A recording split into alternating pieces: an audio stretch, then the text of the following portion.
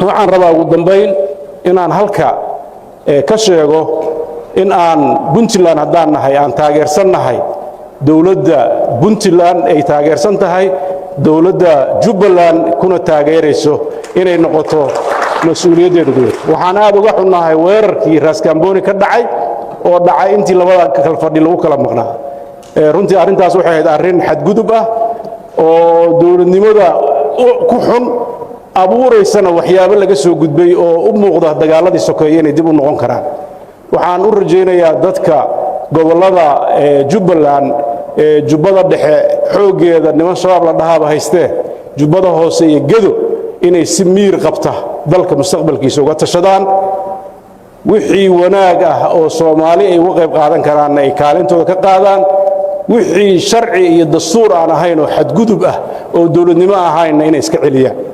arrintaas suuragal maaha in dawladda federaalku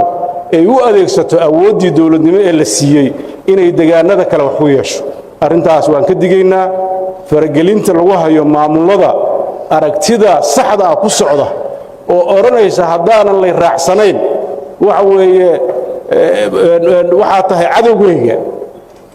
arrintaas waa arrin khatar ah waa arrintii September 11 oo Bush ku dhawaaqay adduunyada u kala saaray ama ana ay la jirtaa ama ay ga jirtaa taas wax shaqayn karta ma waxba ma dhalin ilaa ya hadda argagixisada waa sii xoogaysanaysa cudwaankii waa sii socda dadku waxay ku dhaamaan walaalow aan wada hadalna ma jirto in meel la isugu yimaado la wada hadlo oo waxa khaldan lagu arko ayaa ah dawga saxda ah Soomaali dad isku awood sheegan kara ma aha Soomaali dad isjoobi kara ma aha qof Soomaaliya ama deegaan Soomaaliya oo waxa uu doonayo cid kale oo ay ka bedeli kartaan ma jirto waxa la rabaa kaliya dadka deegaanadaas degan dhowr yar oo sufaha intay magacooda qaataan inay meesha doonaan in kala dhicin dadka intiisa badan waxa la rabaa go'aanka maamulka iyo deegaanada ay joogaan inuu noqdo go'aan iyo maamul loo dhanyahay haday tahay dadka dhaqanka haday tahay wax garadka kale iyo dadka xilka loo dhiibtay inta haddii qof walba la yiraahdo xil baa lagu dhibay meesha doonto u durduri hadda waxa dhacay waxaan munaasab ahayn oo runtii aan laga mahadin waxaan u rajaynayaa dadka Soomaaliyeed meel kasta ay joogaan in uu aqliga taliyo in nabadda laga wada shaqeeyo in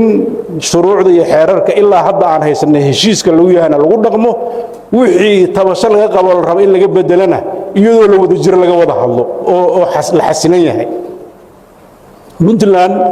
waxay diyaar u noqonaysaa iyadoo cid gaarana kilkisha ku wadan cidna aysan fogeynin in nidaamka dawladnimo ee heshiiska lagu yahay qaybta ay ku leedahay inay qaadato waxaan soo dhaweynayaa runtii cid walba oo arrinta ka shaqeynaysa waxaan si gaar ah fariin ugu darayaa madaxweynaha jamhuuriyadda federaalka Soomaaliya waxay shacabka Soomaaliyeed ku siiyeen fursad labaad oo aad dalkan ku hogaamisid waxay ka dhirsugayeen runtii rajo aad u weyn oo Puntland ay koow ka tahay oo runtii u arkaysay imaanshahaaga inuu noqon doono mid khayr u ah Soomaali mustaqbalkeeda waxaan rajaynayaa wadada hadda lagu socdo wada sax ma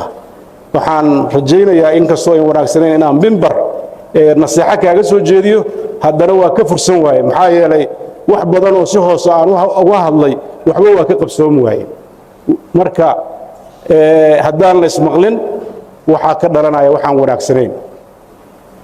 waxaan ku hadlayo waa dareenka iyo aragtida shacabka reer Puntland ay qabaan waxaan rajaynayaa aragtidaas oo ah aan wada hadalno oo wanaag aan ka wada shaqeyno cid diidaysa inaysan jirin waxaan rajaynayaa xilligii la ismarin habaabin jiray dalkan uu dhaafay shirar ama dhalaysa oo aan sax ahayn qabashadooda waxba tarimayso waxa la rabaa shirar sideedaba dawladdu xaaladdan oo kale markay ku jirto wada tashi uma baahna waxaan la dhaho ra'yi baan ka qaadanaya go'aankan ana iskala uma baahna waxay u baahan tahay shirar dhab ah oo go'aan wada jira lagu gaaro oo nin walba kaalintiisa ka haysto laakiin intii qofka loo yeero la yiraahdo taladayda waa ku dhageysta kaliya adduunkana loo sheego waa la tashada hebel iyo hebel macna abuuri mayso meesheedii bay ka miismaysa marka runtii shirka maanta madlana ee 15 u malayn maayo inuu qabsoomin iyo waa baaqdana waa maqlayay wax markiisa horeba si fiican looga baaraan digin buu ahaa haddana waxaan ku talinayaa shir loo dhan yahay وحقيقة أو دبك هذا الله أو دلك القصة تبحنا ينودع سورة قل نقول ميسو إن دتك وبان أي دلك مسير كيس أفضوبان سورة قل نقول ميسو مركز وحي نقول يساعد والبا وحي مركز لقد بون إن يدنا أي كتشت وحان ولي فرصة دتك الصومالية دنوه وبقون كران دلك نقلوا عقل الله وصحي كرو إن أد جرتد waxa markaas ku muuqdo waxa ka raay duwan oo go'aan qaadatid kaasaan qaatay wanaag inuu keeno maahan xumaan ma keeno bulshadaadana waxa ay jeceshahay waxa wanaaga ku jira waxaan rajaynaynaa insha Allah ta'ala kaalinta Puntland oo inay midnimadeeda iyo difaaceeda ilaaliso kaalinta ay Soomaaliya ku leedahay ay qaadato runtii dadkeedana ay u horseedo nolol degan iyo horumar